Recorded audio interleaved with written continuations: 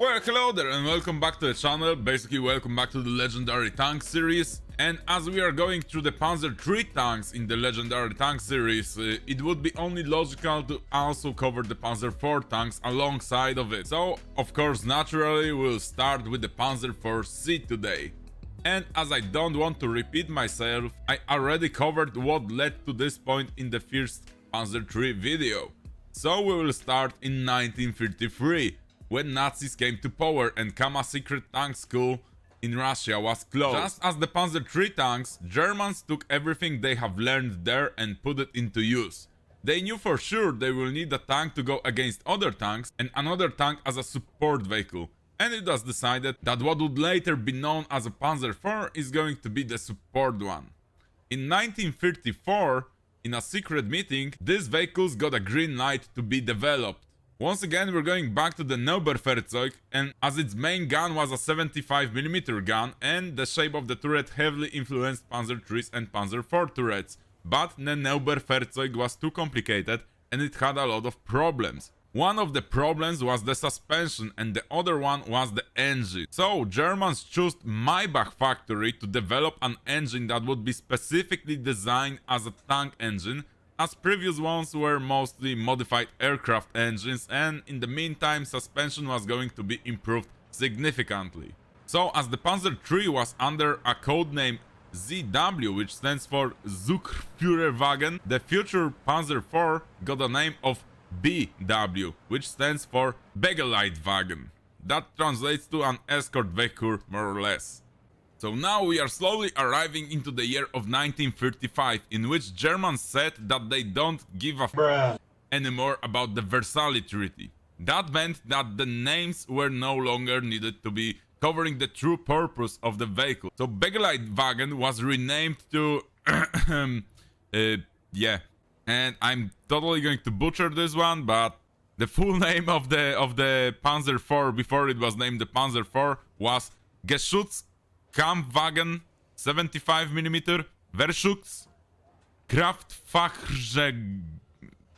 Yeah, the last word is just too hard for me. It's on the screen right now if you want to read it yourself. 618. Quite a hefty name, isn't it? But not too long after that, because in 1956 it was renamed again, this time to what we all know as a Panzerkampfwagen 4. And as this was going to be a support vehicle for the anti-tank Panzer III's, the gun had to be big, and for that time a 75mm gun on a tank was considered big. It was going to be used as an anti-infantry, anti-bunker, anti-gun nest, basically anti-everything that's not a tank vehicle. What is interesting, two companies competed against each other to develop such a tank, and Rheinmetall and Krupp, that's the companies. And as Rheinmetall was responsible for building the Neuberfahrzeug before, and for some reasons it was favored by the General Major Lutz, it got the first contract for a prototype. And to be honest, Rheinmetall did what they thought is going to work, and the suspension on their prototype was almost a direct copy of the one you can find on the Neuberfahrzeug. They made one wooden mock-up and one working prototype, but honestly, it sucked. The suspension was already not good on the Neuberfahrzeug, and armor on the prototype was at best up to 20mm thick. It also had a lot of other smaller problems. So the Rheinmetall project was kinda scrapped. And the second company, the Krupp, was also involved in some Panzer tank prototypes, of course, and they actually designed the turret for the Neuberfahrzeug, which was the part that worked the best on it. So they got a green light to do a Panzer IV prototype. And Krupp turned in two projects. One was light because it weighed only 17.2 tons, and the other one had a thicker armor up to 30mm, but weighed 18.5 tons. I forgot to mention, by the way, weight limit was set to 18 tons, as that was the current infrastructure of most German bridges, so, well, and most bridges in Europe at that time. So, you know, there's that. Krupp also proposed to add a secondary turret with machine guns, but it never got out of a planning board, but it's cool enough for me to mention it. It would be something similar to the Neuberfahrzeug. So a double machine gun or a single machine gun turret would be added onto the Panzer IV. Cool, but as I said, it never get out of the planning phase, as Germans said that they basically don't need that. What's more important, Krupp company did something that Rheinmetall didn't. They completely redesigned the suspension and significantly improved it. Well, maybe that's too big of a word, significantly, but they used a bogie system with leaf springs.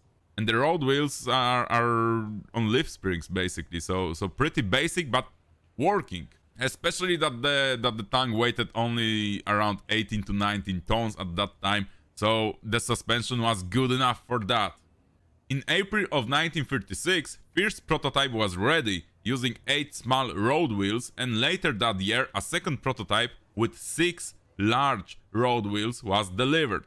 The one with the big wheels had no turret though, and it was used mostly as a testing chassis to just see if it would work or not, but it really didn't do that well. So after heavy tests of both prototypes, it turned out that the first one with small road wheels was performing better. And with a series of smaller upgrades, German army asked for a small production series of the upgraded BW1 prototype, and they wanted 35 machines. The list of upgrades and small changes would be long and boring, to be honest, so all you need to know is that they put a better Maybach engine spitting 230 German horses out, and the superstructure was reshaped and a different commander copula was added. That's like the main changes. The rest one were, well, as I said, the list was long and boring. Construction of these 35 machines began in October of 1937 and finished in March of 1938. So it took them a lot longer than anticipated to produce just 35 tanks at that time. And the first production batch, the 35 tanks, would be called Panzer IV-A. After that was done, an upgraded model was already on its way, so the B version. Interesting fact is that the last 5 Panzers IV-A were delivered with already in production Panzer IV-B chassis. And the Panzer IV-B was actually not that significant of an upgrade as it was for the Panzer III tank series. So yeah, you see on the Panzer IIIs the suspension was a big problem from the beginning. So there was a lot of small batches of tanks produced with upgraded designs from Panzer III-A to the first mass-produced version of the Panzer III-F. That was not the case with the Panzer IV tanks. Suspension was quite good from the beginning for the wave of the tank, and the vehicle overall was kinda good enough for what the German army needed at that time for a support vehicle. But of course there is always room for improvement, and that's exactly what happened. The Panzer IV-B got a stronger engine, and front armor was increased to 30mm to make it efficient against 2cm anti-tank projectiles. But now we are getting into the interesting part. You see, the German army wanted to standardize the tank production, so Krupp got informed that after he will complete all 42 Panzer IV-B tanks that were ordered, he will get further instructions on what to do next, and was informed not to build any more Panzer IVs for now, and not to work on upgrades of the Panzer IV chassis anymore. The situation was like this because Panzer IV series, as part of the standardization program, was to be produced on a Panzer III tank chassis. But the Panzer III program was really going super slow, and Panzer IIIs had a lot of problems with the suspension. I did dive deeper into this in the Panzer III video, so if you're interested in that, you can find it on the channel. So, the Panzer III-E version was going to have a torsion bar suspension that was finally kinda working for it. And that chassis was meant to be married with the Panzer IV superstructure somehow, and the turret with the 75mm gun on it. So in theory, that was great, but in reality, the Panzer III-E program was having a lot of problems. It was so delayed that Panzer IV program was halted for full 8 months. And I don't need to remind you that this is happening right before the war started, so Germans needed all the tanks they can produce. And they just wasted 8 months on waiting for the Panzer III-E chassis, because they thought that, yes, standardization of this will be good, but the Panzer IV was ready to be produced. It wasn't produced for 8 months, and the Panzer III-E program was delayed, so it was a complete mess. And as I said, for a nation that's basically ready to go into war, not producing tanks for 8 months was a big flop, especially that because of this, the Panzer IIIs and the Panzer IVs were not really available in big numbers at the beginning of the war, so most of the German Panzer divisions needed to ride into Poland on Panzer Is and Panzer IIs that were kinda obsolete at this point. Anyway, getting back to the Panzer IV program, after 8 months, German army realized that not producing tanks that are good to be produced is just stupid, and they told Krupp to continue production with small upgrades, and they ordered 140 Panzer IVs of the C version. That's the one we have on screen right now. And now, quick reminder, Krupp was told to not waste resources on any upgrades on the Panzer IV tank chassis, as it was going to be scrapped or something like that. Germans thought that the Panzer IV will be produced on a Panzer III chassis. So Krupp didn't develop any upgrades for it, as he was told by the German military. And now he just got a production order for 140 more Panzer IVs with some upgrades, right? Because German army wanted another version, as they already had the B version, they wanted the C version. So the Krupp company did what they were told to do. They just copied the Panzer IV-B project and with minimal changes put it into production. So long story short, Panzer IV-B and Panzer IV-C are basically an identical tank. Also, what is interesting, torsion bar suspension was used on the Panzer III chassis finally, but as Panzer IV program was producing tanks again, not waiting for the Panzer III chassis anymore, Panzer IVs retained the leaf spring suspension that was present on them from the very beginning. And all the later Panzer IVs, by the way, used that suspension till the end of the war, but that came with some other problems later, but we're going to dive into that in the later videos. So the production run of the Panzer IV-C lasted till August of 1939, so more or less they were ready for invasion of Poland that happened a month later. But as I already mentioned, because of that 8-month period of not producing Panzer IVs, most of the Panzer divisions went into Poland with Panzer Is and Panzer II tanks. So that's the end of the first history part of the Panzer IV tanks. Today we're going to play the Panzer IV-C because it's the one that's in game right now. As you can see here, the suspension, well, we have 8 road wheels, just as I said, and this Panzers also used for return rollers.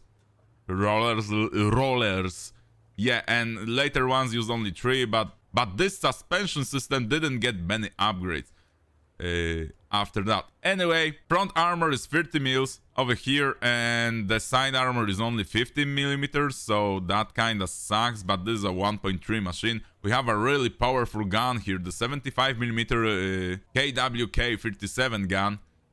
And in the modifications, the basic shell that it should be using was the high explosive shell, right? But as this is a game about tanks and planes and yeah, naval, whatever, the high explosive shell is not going to be used by us at all. We're going to focus on the high explosive anti-tank shell, as this bad boy can go through 80 millimeters of armor at this battle rating. And a lot of people I heard are using the APCBC projectile because, well, penetrating 50 millimeters of armor on this battle rating and having 80 grams of TNT explosive mass going boom in the enemy tank, basically one-shoots everything. But I don't like this shell. It doesn't really penetrate that well under angles, so you will find yourself in a lot of situations where this shell is just not good enough. That's why I prefer to always have a guaranteed penetration on that battle rating. Well, almost always. But then again, the high explosive part of that shell is not doing that much damage. But with the new overpressure mechanic, a 75mm high explosive anti-tank shell hitting, for example, a BT-5 or a BT-7 or a T-26 or a M3A1 Stuart is basically going to overpressure the whole crew in one shot most of the time. And even if not, the enemy tanks are small enough that this stream of hot gases, I don't know how to call it, I'm not a scientist, so yeah, this shell is going to knock something out on the enemy tank most of the time, probably making it totally useless. And with a 3.3 second reload on this tank, yeah, you don't really need to one-shot everything when you can send another projectile before the enemy tanker can even figure out what's going on, right? So that's kinda it. So without further ado, boys, let's jump into the first round and let's have some fun. Oh, I also forgot to mention we're going to use the Stuka, the G1, the Panzerknacker version with the 37mm guns, because yeah, we might have some fun with that. I didn't realize it's only on 1.3 battle rating right now. So yeah, it's a good pair to the Panzer IV-C or the Panzer III-F tanks, and the 37 mils on this BR are actually going to destroy enemy tanks super easy. Once again, without further ado, let's jump into the first round. Alright boys, welcome to Kuban. I will try to get around Alpha Point, around this part of the map, because I always play the Charlie side, the concentration campsite. So yeah, this time we're going to go to Alpha. Alright, interesting. Interesting, because I don't see enemy tanks here. But oh! We did drive above them. All of them went here. Yeah. That Panzer II guy is completely wrecking everyone. So that's good. You know what? Never mind. Let's just move in. My Blitzkrieg tactic was too wide.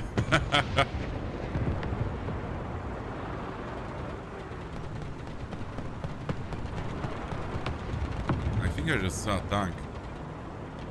Allied forces have captured a zone.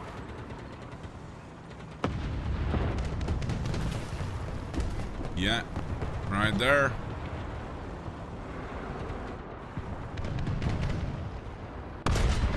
Oh my god, okay. That was a big boom. But we're using kind of a big shell. So yeah, there's that. Alright, I did capture the point, but I don't want to stay on it, that's for sure. Okay, this guy is not a threat. Just 4 machine guns.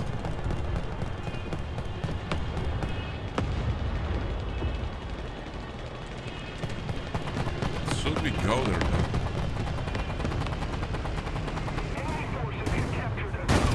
I'm scared about my right side.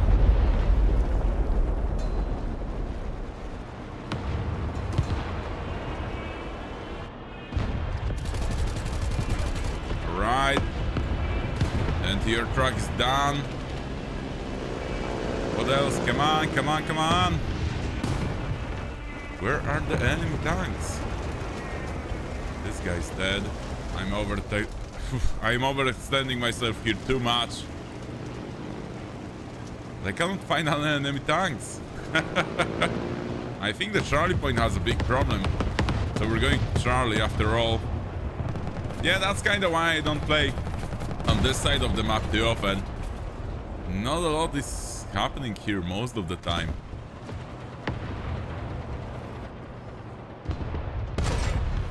That was... Yep, auto blinda.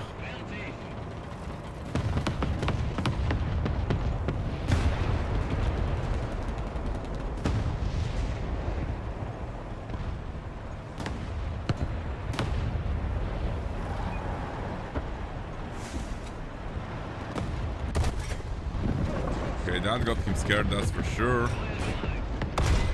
And he's done. Alright. Chinese T-26 destroyed.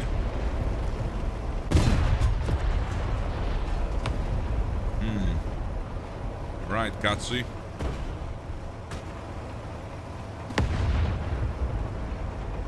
Enemy tank to right. Oh mama. Gunner, okay. And Kachi finished that one off. Okay, that was another Chinese T-26. Well, we are kind of capturing the Charlie point. This is really... I don't know what to say. Enemy forces have captured a zone.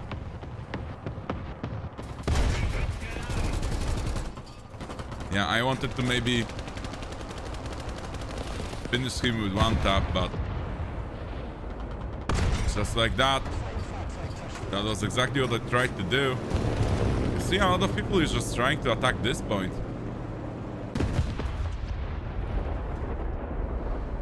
Oh. Look at me. Yep. Uh-oh. Oh no! I killed that child, boss. Oh my god, okay, yeah. Well, we're taking Charlie now. And I don't see any enemies over here. Oh, I actually see one. Never mind, he's died to a bomb. Okay.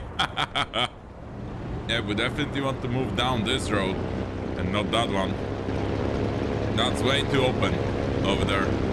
Oh, we're losing Bravo. Something's going on Bravo. But it's too far away from me. They're running out of tickets. Actually going there, I think is... yeah, it's going to be useless. Just keep it up, and victory But we will can be drop ours. artillery over there. Attack the B point! Okay, Panzer 3B is shooting at something, that's for sure. I don't think, though, his 37 mil is enough. Yeah, as you can see, the round already ended. Yeah, driving to Bravo would be unproductive, but they don't have a team anymore.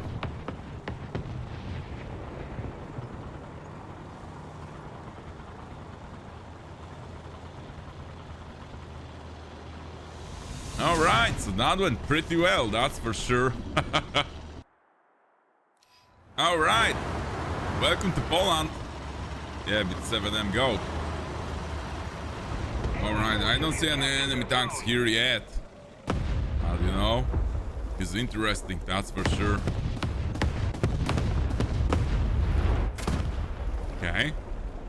Got hit by something, I don't know what I don't know what happened there.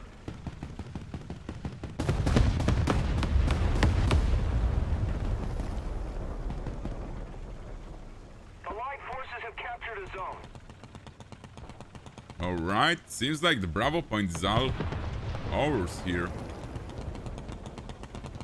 Allied forces have captured a zone. Although, Defend the C point. have some tanks over there too.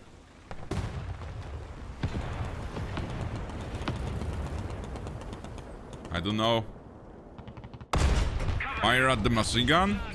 Fire? Oh, we almost did hit something.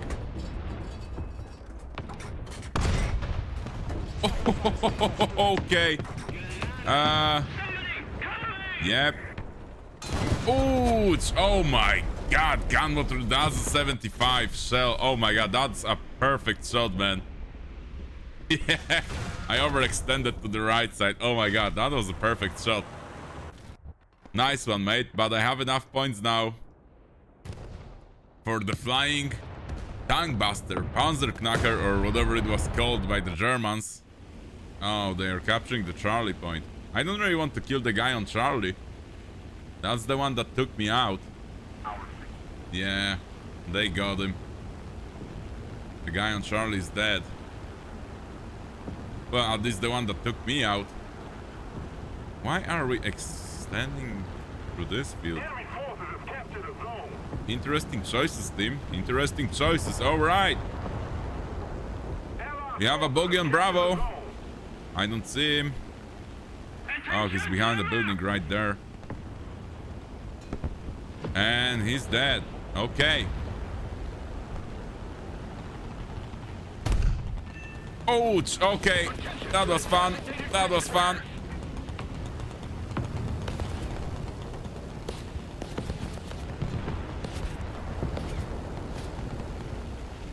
Uh-oh. That's not fun. That's the Japanese 20 mil, and I don't have proper shells to take him out. Okay, we need to get the hell out of here. Up, Stuka, up, please. Yes, okay. There's an enemy plane right behind me. I don't think he sees me though. Yeah, he's unaware of my presence here. I would need to bite him a little bit to attack me from behind. That would be ideal. Attention to the designated grid square. Or I can just do that. Okay. Oh my god, another NTR. There's a lot of NTRs now with 20 mils. I think that one is well, yeah, that's also a Japanese one. Right, we need to go easy on the engine. I don't want to overheat it completely. Turn around. Allied forces have captured a zone. With flaps. Yes. We're super slow. And that's really, really bad. This is really, really bad for us. Oh, that guy just exploded. Okay. I don't see any enemy planes. Sandy, this guy is perfectly... Oh, perfectly dead. I want to say perfectly behind a tree. But well, not anymore. Ooh, baby! Alright, we got another hit. We're getting pretty lucky here, I think.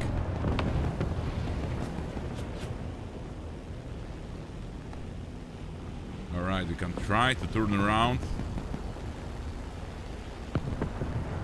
Yeah, but this girl is heavy.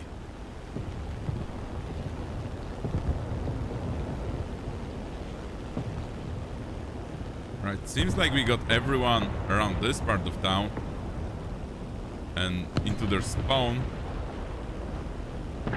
Is that a tank? Do I see? No, that's an anti-air. Yeah, we can try another trick. Oh yes! The machine guns might have been facing the wrong way, but we got him.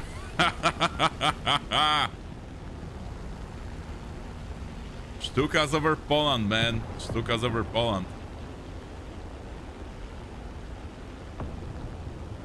Alright, turning this girl around. There was an LVT.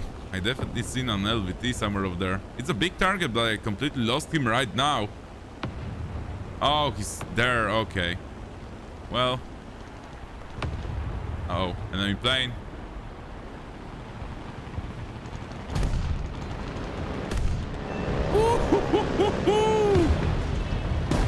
Another tank down. Another tank down.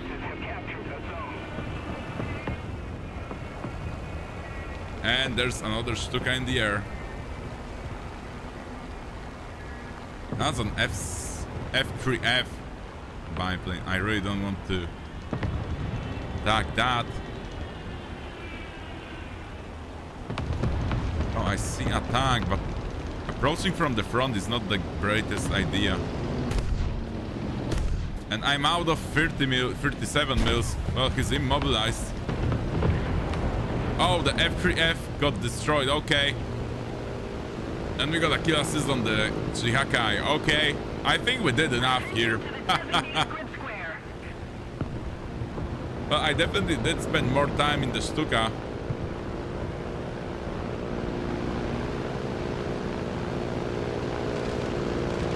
Than in the Panzer IV, but I think, yeah, I think it was fun. Whoa, that was almost a collision in the air. We are losing Charlie again. I don't have ammo to support you guys over there, sorry.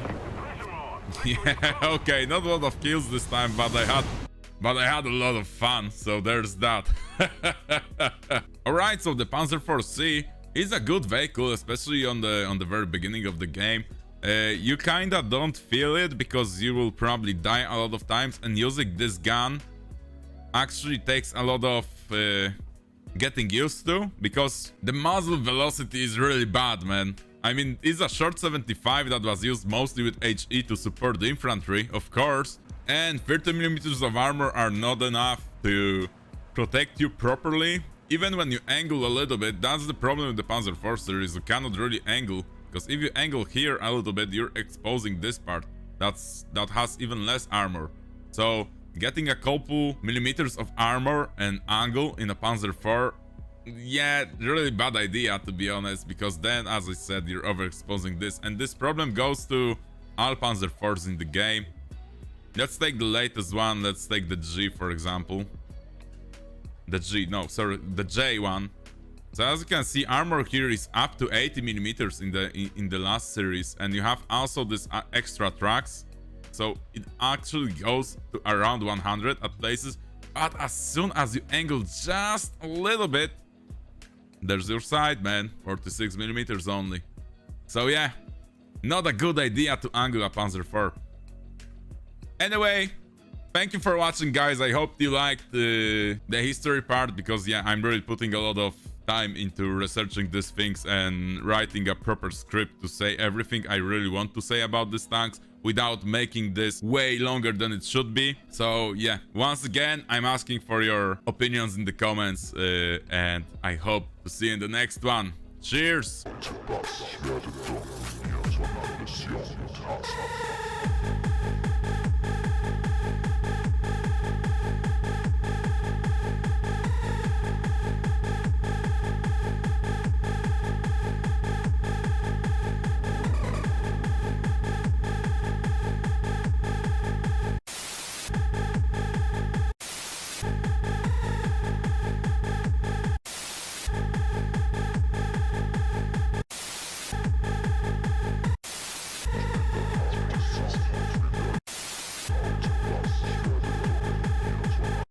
You know the